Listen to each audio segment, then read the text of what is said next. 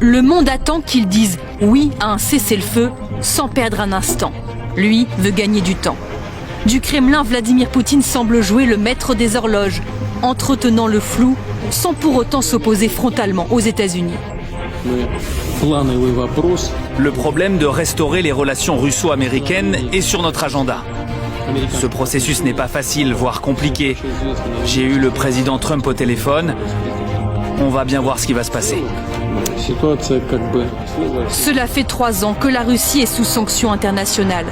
Aujourd'hui, Donald Trump a en fait peu de moyens de pression supplémentaires sur le président russe. Dans son message du jour, il semble simplement pouvoir demander. En ce moment, des milliers de soldats ukrainiens sont complètement encerclés par l'armée russe.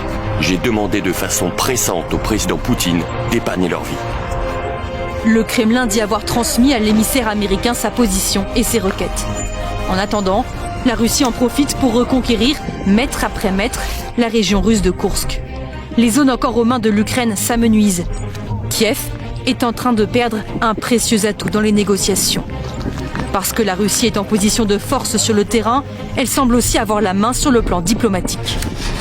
La réalité, c'est que la Russie a l'avantage sur le terrain militaire, avec une ligne de front qui est en train d'avancer, de progresser. Ça veut dire qu'à très court terme, le président russe n'a pas un intérêt à ce que la trêve débute trop vite. Volodymyr Zelensky accuse la Russie de ne pas véritablement vouloir la paix. C'est crucial de pousser la Russie à être constructive, de mettre fin à toutes ces manipulations russes qui ne font que prolonger la guerre.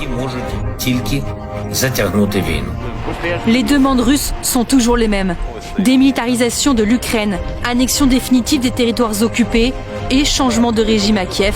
Bref, une capitulation complète. Chers abonnés, Facebook a considérablement réduit la recommandation des vidéos à caractère politique en Afrique, en Europe et en Amérique.